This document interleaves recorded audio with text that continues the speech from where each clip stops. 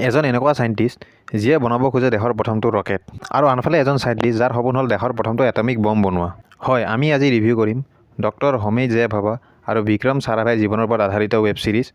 the rocket বয়জৰ বিষয়ে so নমস্কাৰ বন্ধুসকল এণ্ড স্বাগতম টু মাই চেনেল সো ভিডিঅ'টো আৰম্ভ কৰাৰ আগতে সকলোকে কৈ দিওঁ যে এইখন ৱেব সিৰিজ মাছি অডিয়েন্সৰ কাৰণে নহয় মানে আমি গতানুগতিক দেখি থকা ইণ্ডিয়াৰ ৱেব সিৰিজবোৰতকৈ এইখন ৱেব সিৰিজ সম্পূৰ্ণ পৃথক but this is the type of web series that every youth should watch once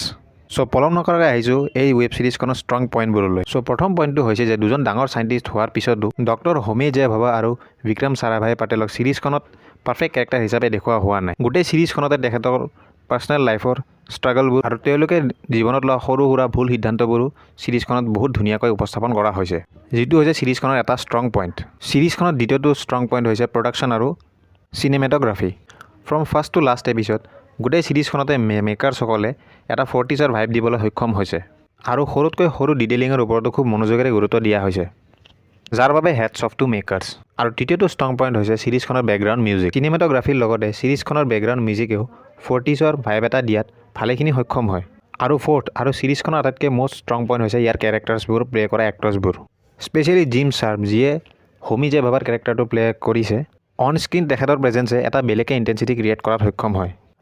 লগতে বিক্ৰম সাৰাভাই পাটেলৰ কেৰেক্টাৰ প্লে কৰা ইশফান সিঙো কোনো গুণে কম নহয় সো এজ ফাৰ মাই কনচাৰ্ণ এইখিনি হৈছে চিনেমাখনৰ বা ৱেব সিৰিজখনৰ ষ্ট্ৰং পইণ্টছ আৰু এইখন ৱেব সিৰিজৰ নেগেটিভ পইণ্ট এটাই যে বৰ্তমান সময়ৰ আন ৱেব সিৰিজবোৰৰ দৰে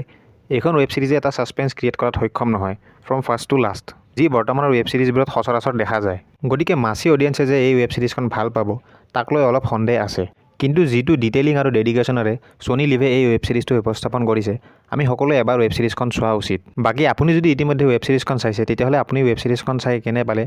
কমেণ্ট কৰি জনাব আৰু যদি ভিডিঅ'টো ভাল পাইছে লাইক কৰিব আৰু চেনেলটো ছাবস্ক্ৰাইব কৰিব সো আজিলৈকে ইমানেই আকৌ লগ পাম নেক্সট ভিডিঅ'ত তেতিয়ালৈকে টাটা বাই বাই